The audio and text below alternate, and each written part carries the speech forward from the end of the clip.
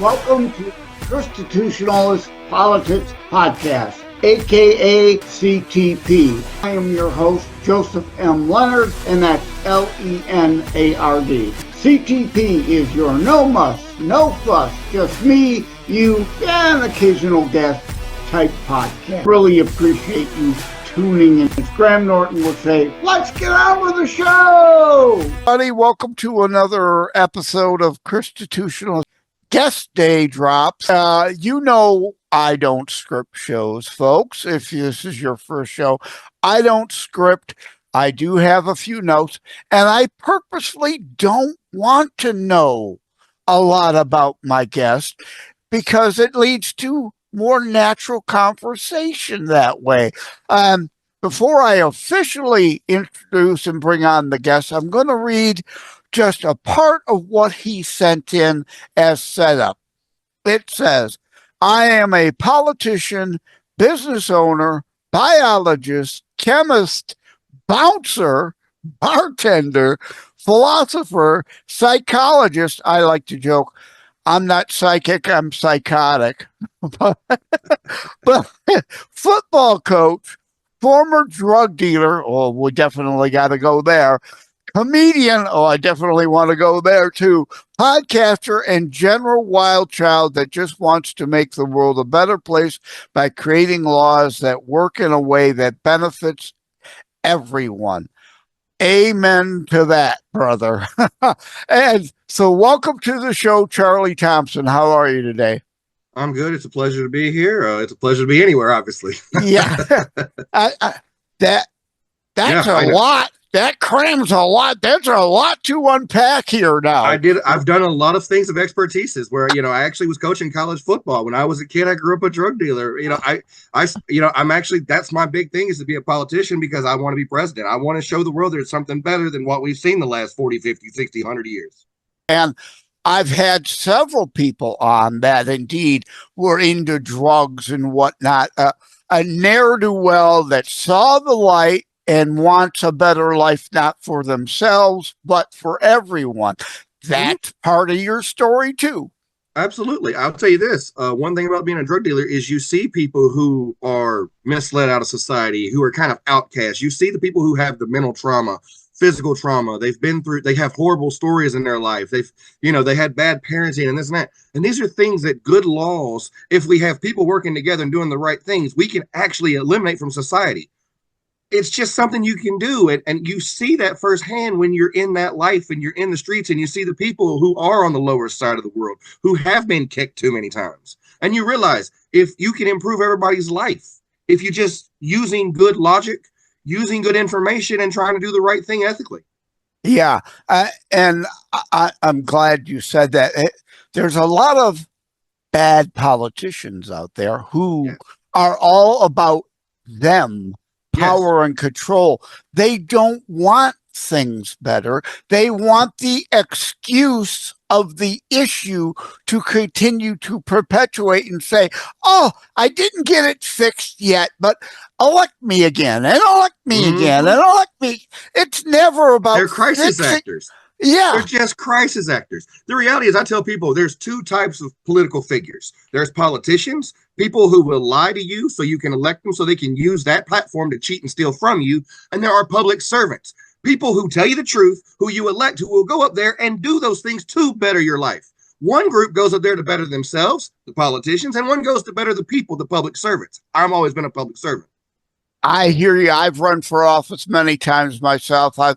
Hence the show, Constitutionalist Politics, about biblical community, which is free will that God gave us. We are to want to be our brother's keeper versus leftist, commie, fasci, sociis, as I call them. It's all about their power, their control.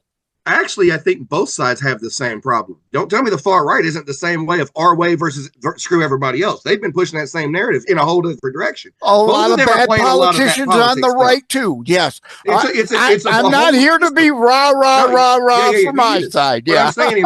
I'm saying both sides have these same types of individuals doing the same garbage and not benefiting American people. And that's the end game, is not benefiting the American people is the part that matters.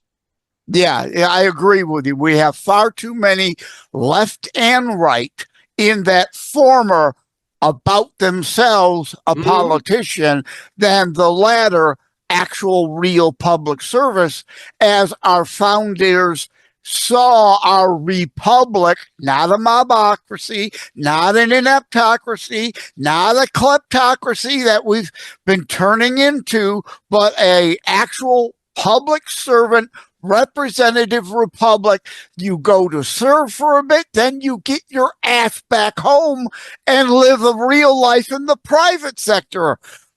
Politics is never meant to be a lifelong career that we've allowed them, because it is we the people in big bold letters, but we the people have shirked our duty and let them. This all comes down to a simple thing. The Constitution was written with the idea that the average person would have ethics. That was its first thing. You're going to have ethics. Adam said, yeah. Without somebody saying, no, you're going to have ethics, or there will be consequences, they don't have ethics. That's where the problem went. And I mean, I'm all for term limits. I'm for age limits. Remember, there used to be age limits. 65 was the number. They elected Reagan, and because he was older, they changed the laws to get rid of that age cap. Strom Thurmond, he didn't retire. He died in office at 100. We've got guys in how many people in office in Congress now in their 80s and 90s? Same with Robert Byrd, yeah. How do they relate to me? I'm in my 40s. How do they relate to a person in their 20s? They don't. You're supposed to be making laws for these people's next 20, 30, 40 years of their life. You don't relate to any of them. You need a blend of each generation together to make the laws, to hash it out for the benefit of the most, right? The common good. The left loves to use that as a dodge. Oh, for the greater good. Whenever that comes out of their mouth, it's all about what they're going to get out of it. It's never for the greater good. It's just the language twisting dodge. So yeah, this is a Christitutional show, not a Republican show. I criticize plenty of Republicans. There are very few on the left that are worthy of any praise, unfortunately. But yeah, there are far too many on the right needing of criticism too. And I always say, principles, not personality. I'm not here to wear our team hat, rah. I never worry about what your policies are until I know who you are as a person. If I find out you have principles and you have ethics, I'm going to look at you a lot different, even if I don't agree exactly with your platform. I want to know I'm going to have honest people, honorable people who's going to be and have integrity and have ethics. That's what I care about first. What you're for is secondary to that. And, people, and not to mention that platform can be a lie. Yeah. That platform could be a true and be a bad true. But if you have ethics and principle, you're going to more often than not work for a better answer to the question. Yeah. And you triggered in a good way, thoughtful, not the, oh my God, you hurt my feelings, snowflake trigger way. But three things. Results. I don't give a damn about your hot air. What are the results? You shall be known by your fruits, not your empty rhetoric. The other thing about morals and integrity, Adams said, our Constitution is only valid and good for a ethical, honest, moral, religious peoples. And we've lost that. And the third thing, to go with what you said, Martin Luther King Jr., content of character. I don't give a damn what your skin pigmentation is, where you're from originally, where you live now. What is your character? And again, you have good moral character, or you're a slime ball.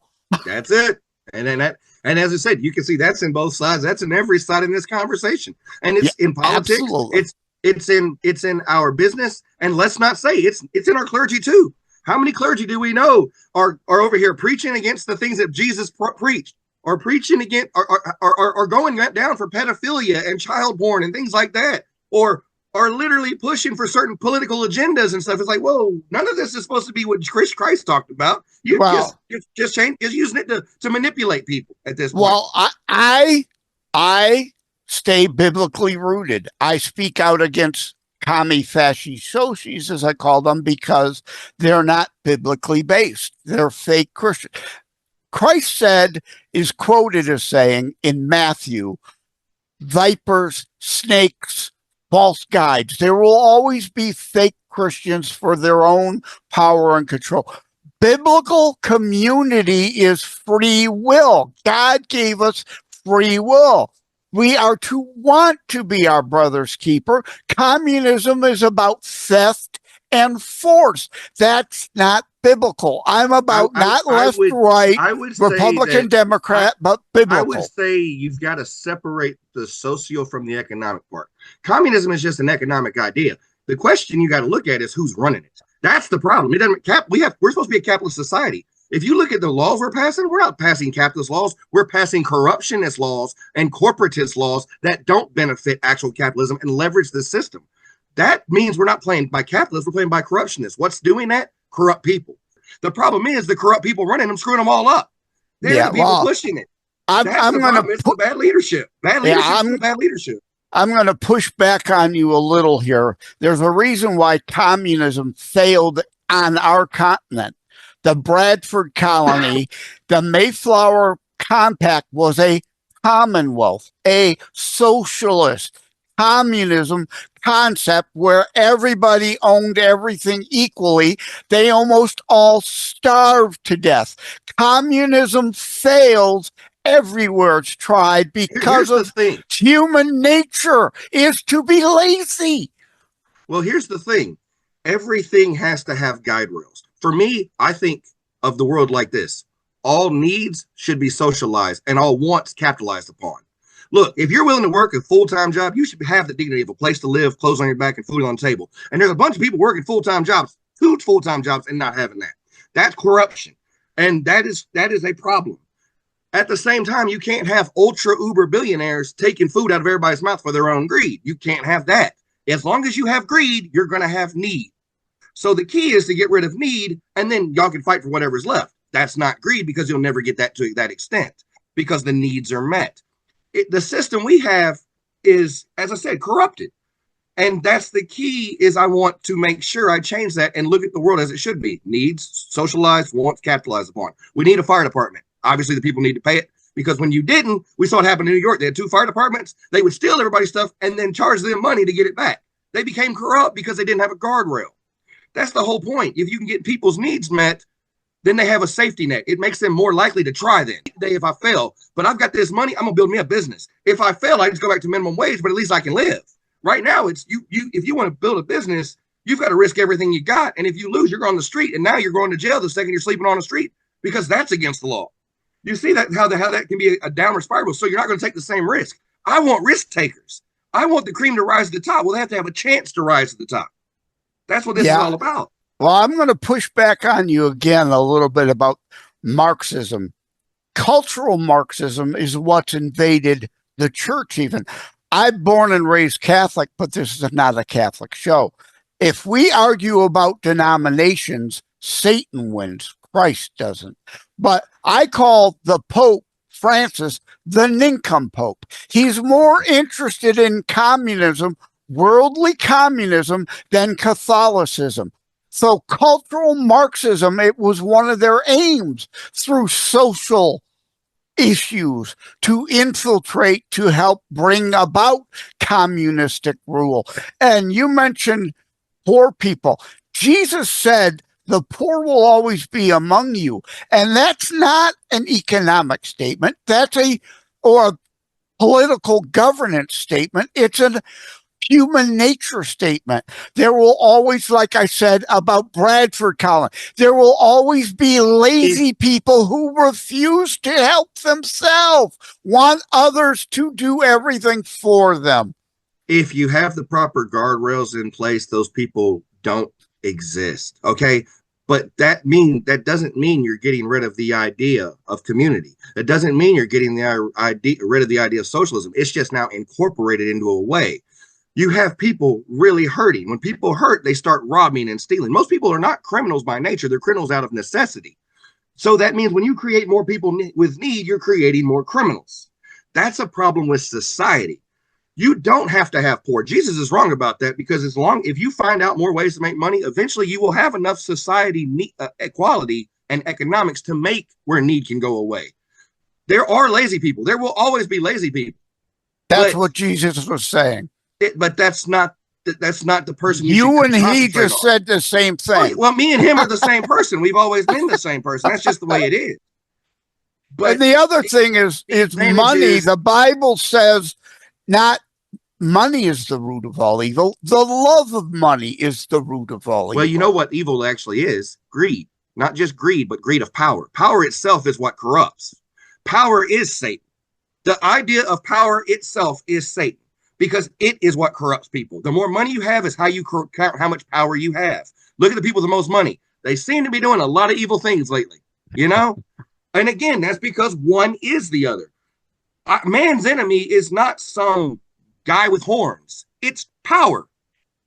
It's our own greed of power. It's our biggest enemy. It's always been our biggest enemy. That's the devil in every man. You've got to beat that. Absolute power tends to corrupt, and absolute power tends to corrupt absolutely. That's just a fact of life. Again, that's an adage that's always true. And again, you said Jesus is wrong. Boy, are you going to piss some people off with that. I say you're saying the same thing, just differently.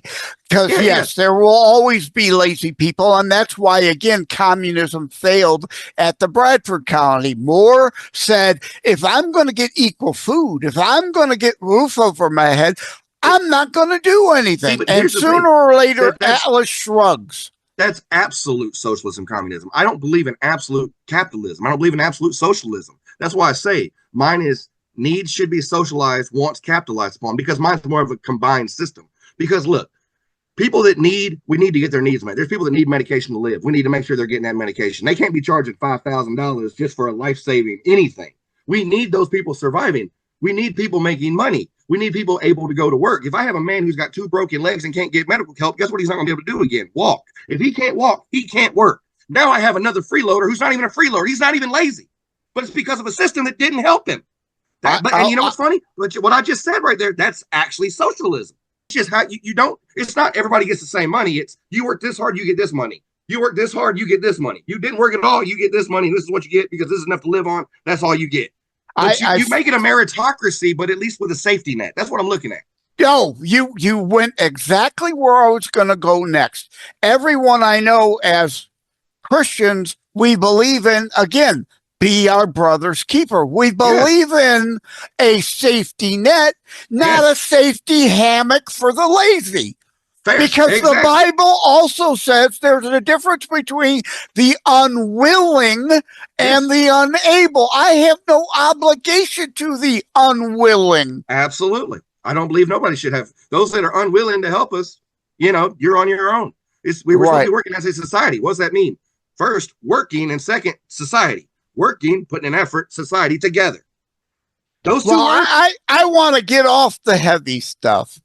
You said you're a comedian, and I'm known as Jokester Joe on the Savage Unfiltered show. I'm the lame pun king. So all of the wordplay and the lame puns. Like here's one of my jokes. That's a Joe original. It's in my Terror Strikes book that was copyrighted originally in 2006. A Viagra joke.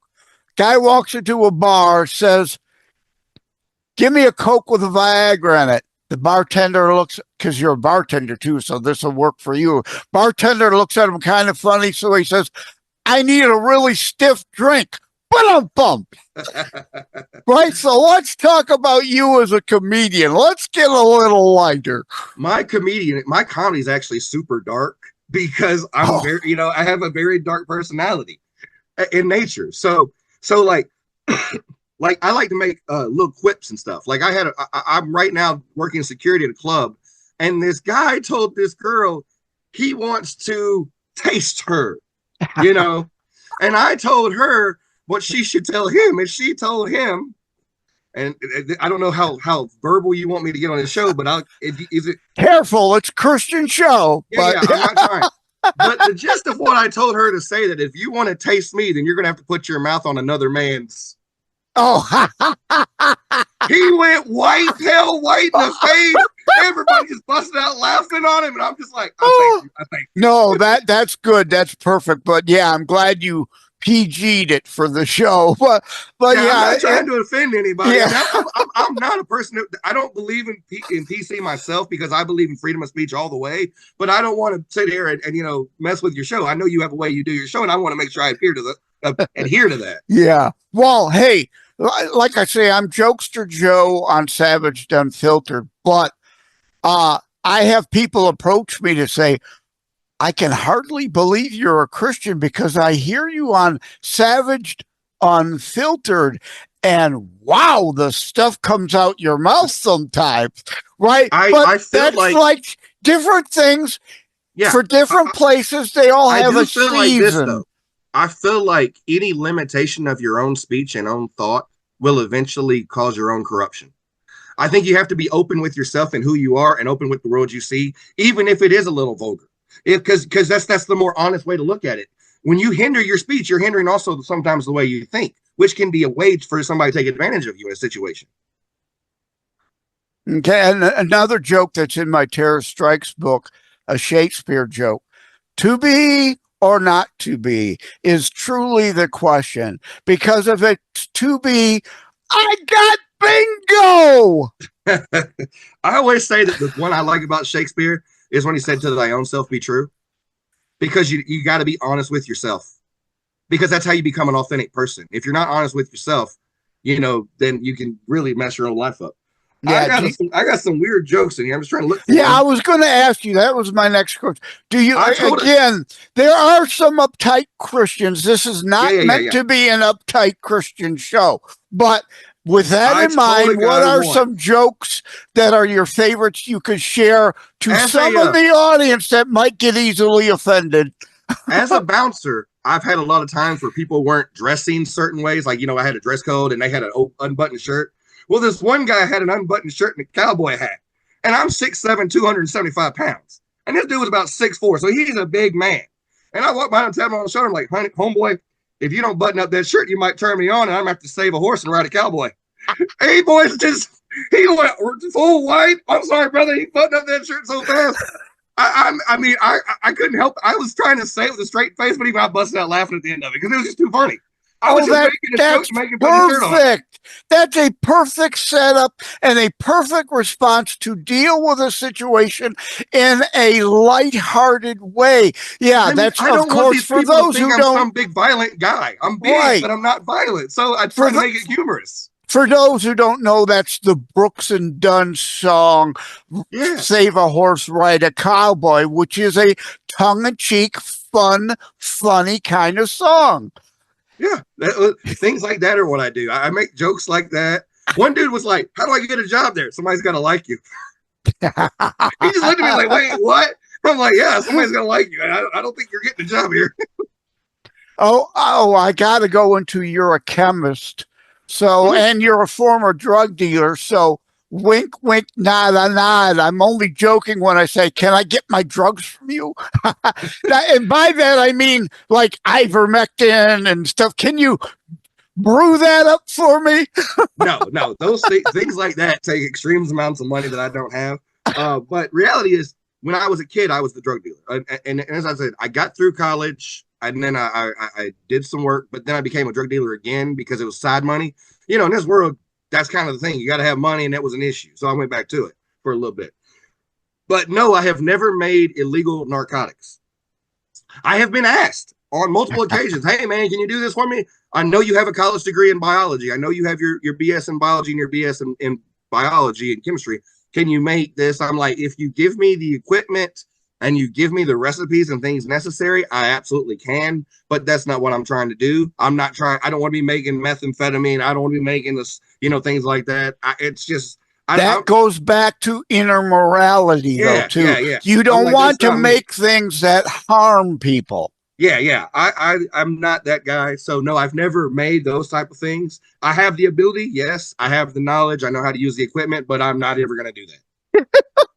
Well, again, another perfect example of my show, why I don't want to know much about my guests and why I don't script shows. We go down whatever rabbit holes open. And again, I think this is a better show for it, as opposed to, like, I like to joke, I'm an author, so I have several books. I get invited on the shows to talk about my books. And it's like nothing more boring than a show like, welcome to the book show. Tell us about your book. Oh, God almighty, you're going to put everybody to sleep. I mean, the thing, questions I have about that is that it shows that they probably didn't read the book, because they would have had specific questions about your book. Like, I want to know certain thing. I read your book, and here's something I want to know if you can give me a little more on, because it makes it a little more interactive. It gives them a chance to get some in depth. I've had ones that just ask a simple question, and okay. And it's yes, like, no interaction. Yeah, no interaction. And I'm making great points, or points that they, it's like, I want to hear opinions. We're trying to be communicating. We're supposed to be putting on a two-way discussion. Yes, absolutely. And so, I mean, I think with how many podcasts and things I've been on, and and guests, I start seeing difference in how people do things, and and most everyone invites me back. And I've been on multiple ones that are political, multiple ones about my sports, multiple about being authentic as a human being, things that I think would be better for society. How I look at being a better human every day, a better person for my friends, my family, the world in general.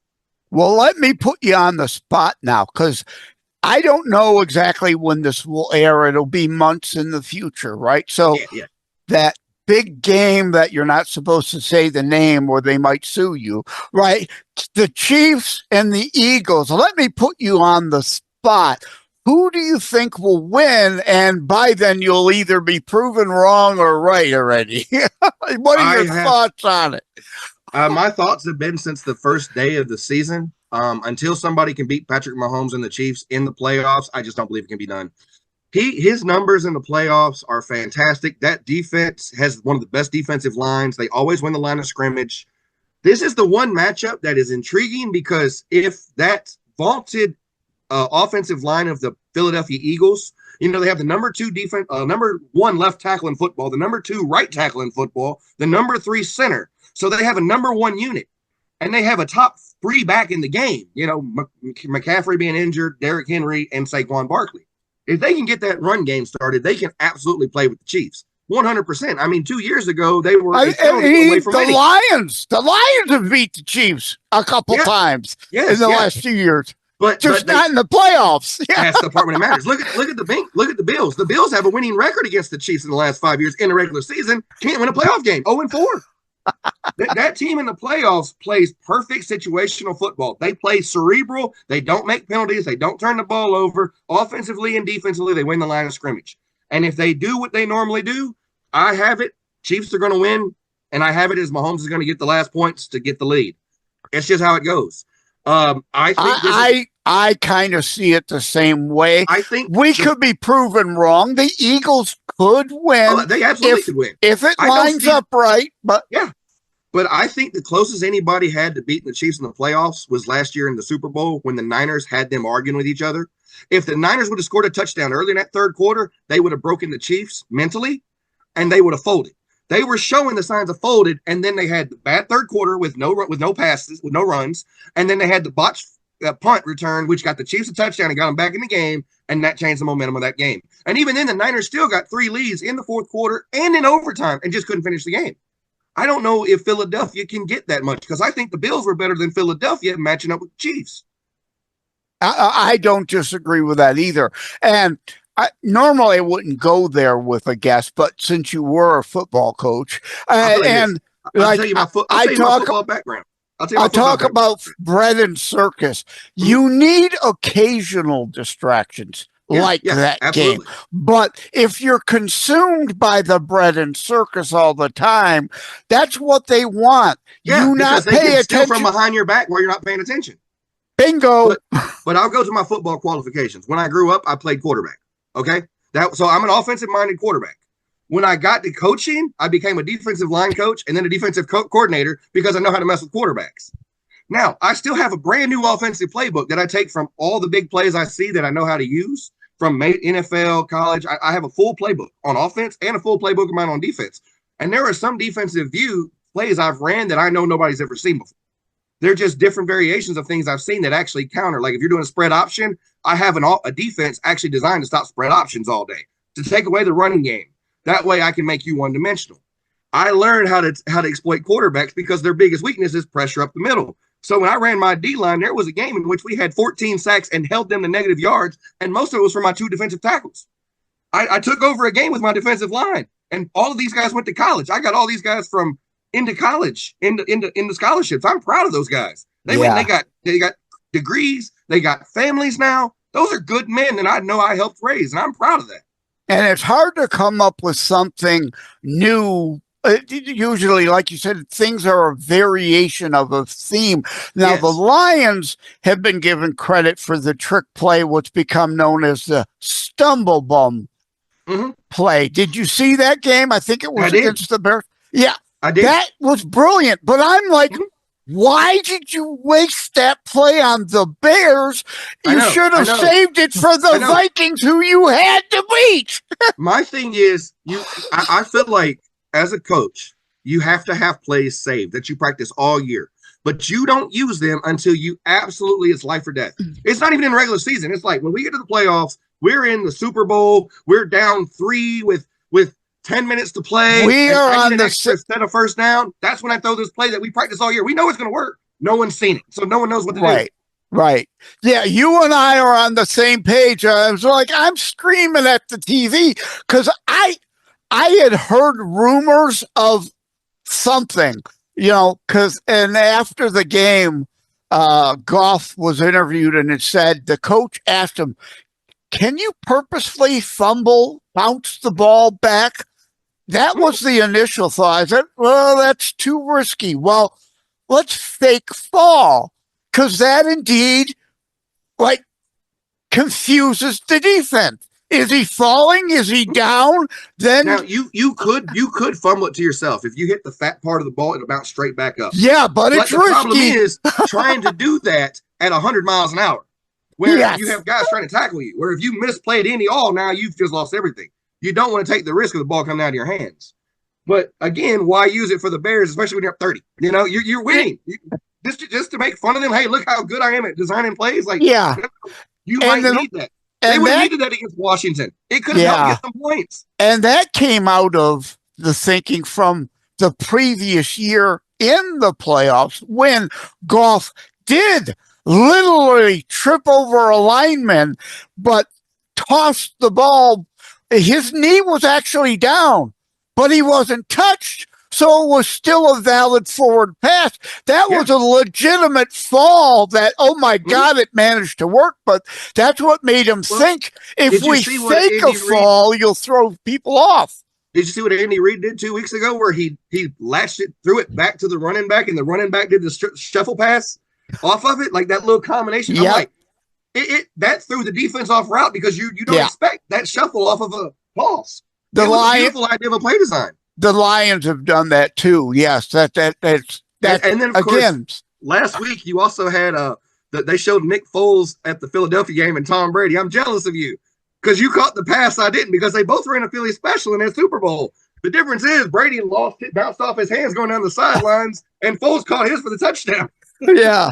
And then the other thing too was in the playoff game that the Lions lost, they got desperate, so they tried a flea flicker variation. The wide receiver, he threw that's okay to try that, but if he's not open, don't throw it. But the problem is, think who you're asking to do that to, the guy who never gets to throw the ball. So he's like, I get the chance to throw it. I got to make a play. If you go to your quarterback, the first thing he's thinking, look, I got to make sure I manage the game. This is a pick. We throw it out of bounds. The guy that's a wide receiver is thinking, oh, I get to throw the football. He doesn't think like a quarterback. So you really don't want to call that. If you'd ingrained in him, only throw it if he's open. Otherwise, like you said, throw it out of bounds or just run it. It's got to be a run pass. It's got to be an RPO. Yeah, the biggest problem with the Lions was they were just too beat up on defense. They had no way to stop anybody, so they were having to play touchdown, and that's fine until they got behind by more than 2 scores, and then you're having to force the ball so much you're going to get turnovers, and that's how the Commanders started taking over that game. Yep. Absolutely, because I was happy. Oh, the Commanders, great. We get to see a team we hadn't played in a while, so that wasn't a bad thing. Hindsight's always 20/20. Now we would have rather not seen the Commanders. You found the best. You found what is going to probably if Jaden Daniels keeps advancing, that's the best quarterback in the NFC.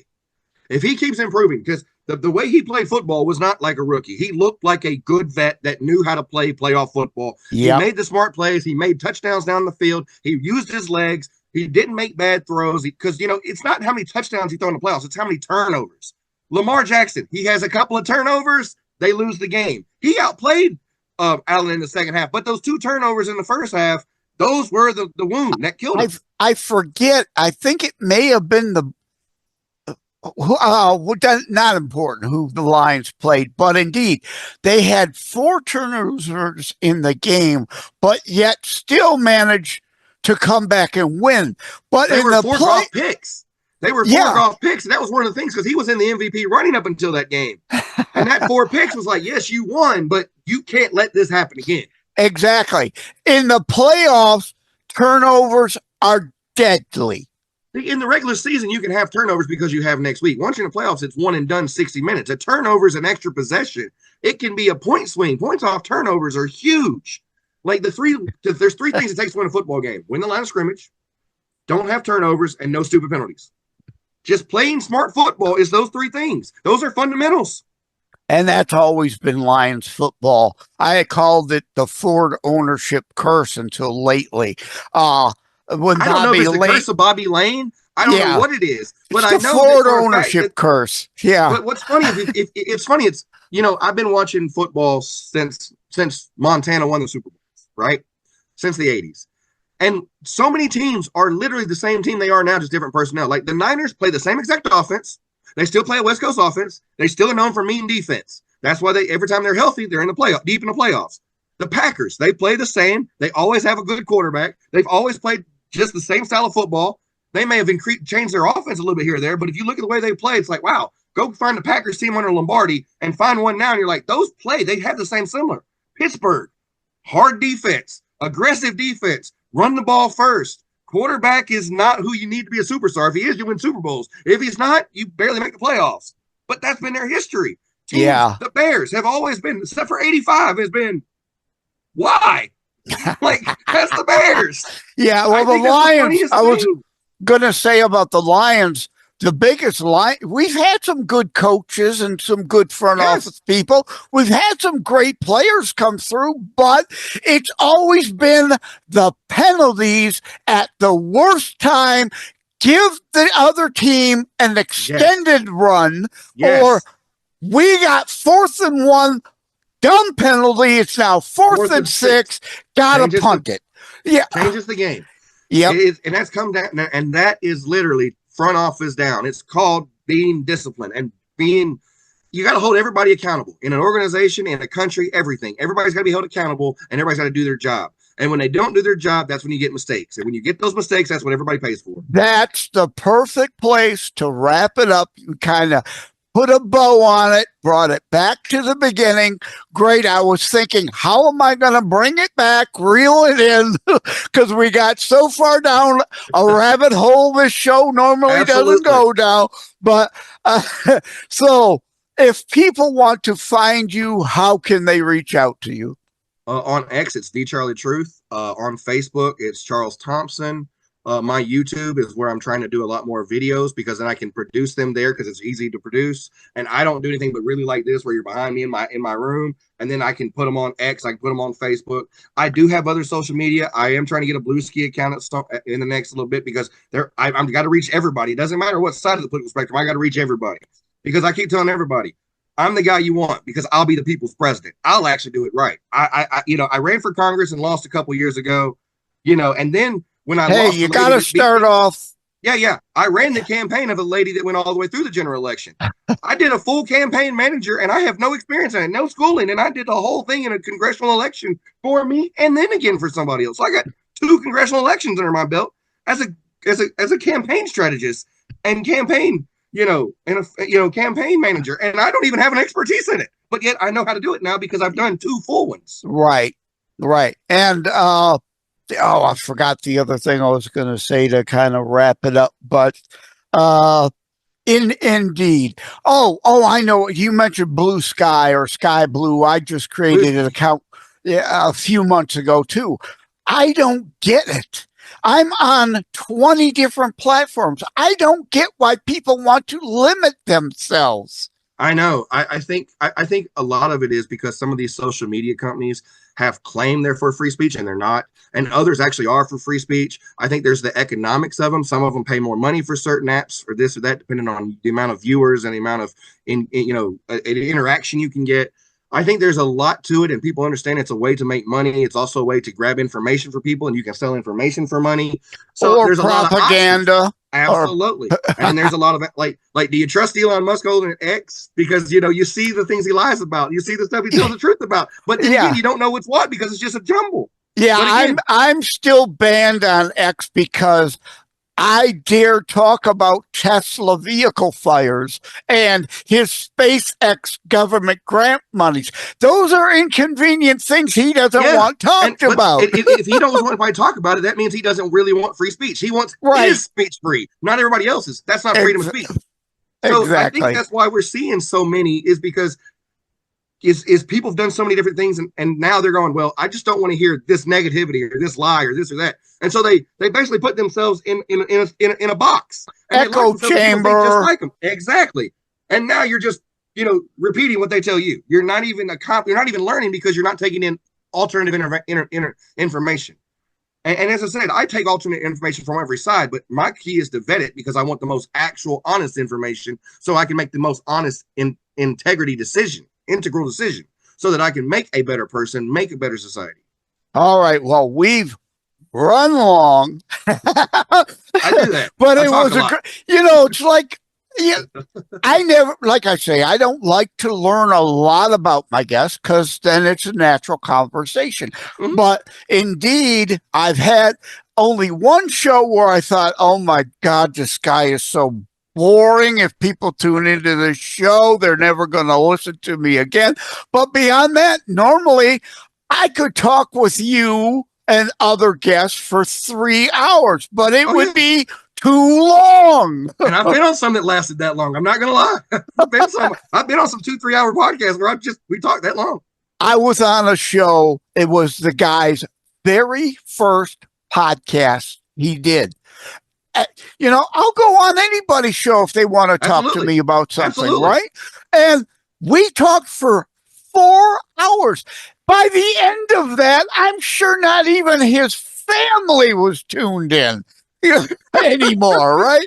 Anyway, indeed, we've gone way long. So thank you, Charles Thompson, for coming. Charlie, it says on your Zoom there for those. I go by Charlie. Yeah, those seeing on BitChute, Brighteon, Daily Motion, Rumble, or YouTube behind the scenes sneak peek video. Charlie Thompson, thank you. Take care. God bless, brother. You too, man. Thank you for having tuned in for Constitutionalist Politics Show. If you haven't already, please check out my primary internationally available book, Terror Strikes, coming soon to a city near you. Available anywhere books are sold. If you have locally run bookstores still near you, they can order it for you, or autographed copies are available online direct from me via terrorstrikes.info/shop. Be sure to check out more about today's discussion at thelibertybeacon.com, where my articles drop every Saturday. And let me remind, over time, the fancy high production items will come. But for now, for starters, it's just you as a very appreciated listener by me. All substance, no fluff, just straight to key discussion points. A show that looks at a variety of topics, mostly politics, through a Christian U.S. constitutionalist lens. So again, thank you from the bottom of my heart. Take care. God bless. Like and subscribe to Constitutionalist Politics Podcast and share episodes. We need your help